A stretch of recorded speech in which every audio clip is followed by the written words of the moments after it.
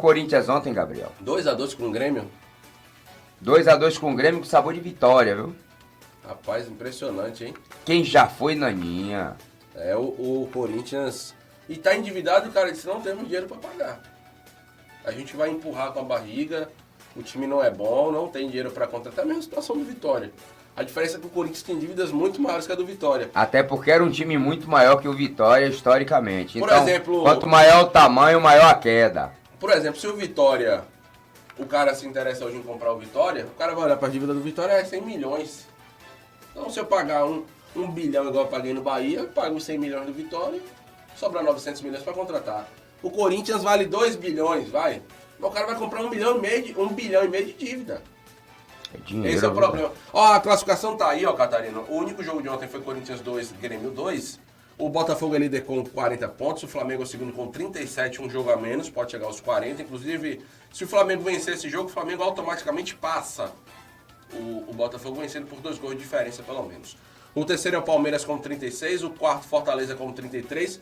Fortaleza pode ir a 36 porque tem um jogo a menos. O quinto é o Cruzeiro com 32, o sexto São Paulo 32 e o sétimo Bahia com 31, é o que nos interessa.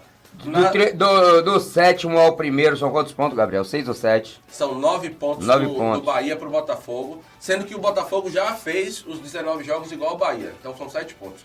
Um campeonato bom pro primeiro turno do Bahia, não é ruim não, gente. 7 pontos do líder. É porque vocês estão pensando, o Bahia brigou pelo segundo, terceiro, quarto e agora mas a diferença ela não é muito longa, mas os times que estão na ponta, eles estão muito consistentes nas vitórias. Se você imaginar que o campeão vai ter 85 pontos, que é uma média, 80 a 85. Se ele chegar a 85 e o Bahia tiver 14 a menos, porque são 7 do primeiro, mais 7 que ele perca do segundo turno de diferença pro campeão, o Bahia fica com 71 pontos. 71 pontos é uma pontuação absurdamente que ninguém do Nordeste nunca fez, nem para Fortaleza. Tá fora da realidade da região. Totalmente. Aí, vamos pra parte de baixo. O 11º Vasco tem 23, o Vasco tem um jogo a menos. O 12º Juventude tem 21, aí começa a requingar ela mesmo. Só que o Juventude tem 2 jogos a menos. O problema é que o Juventude tem dificuldade de ganhar. Ou seja, esses 2 jogos a menos aí pode perder os 2.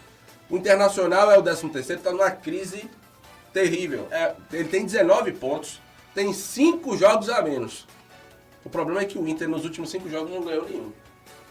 Não tem a garantia do Inter. Se ele engrenar... Se ele ganhar os 15 pontos, ele vai a 36. Ele entra, inclusive, na zona de Libertadores hoje. Sim. O 14º hoje é o Corinthians, também tem 19. O Corinthians já fez todos os seus jogos no primeiro turno. O 15º é o Criciúma, 18 pontos.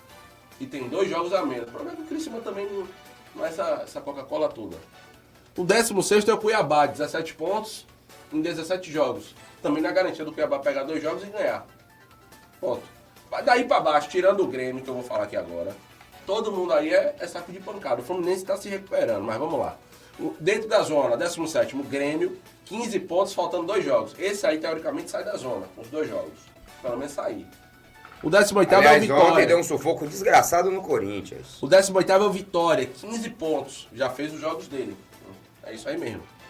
O Vitória precisa fazer 30 pontos no segundo turno, o dobro, para poder salvar. E sabe qual é a preocupação, Gabriel? Diga lá. Desde que eu olho futebol, o Vitória só fez uma vez no segundo turno melhor que o primeiro. Que foi no ano que ele terminou em quinto. Porque eu vou dizer uma coisa pra você, é histórico o Vitória fazer o segundo turno de requenguela. O Bahia é diferente. O Bahia é diferente, ele faz um primeiro turno ruim e se recupera no segundo. Mas por que times com investimento, sem investimento, passam por isso?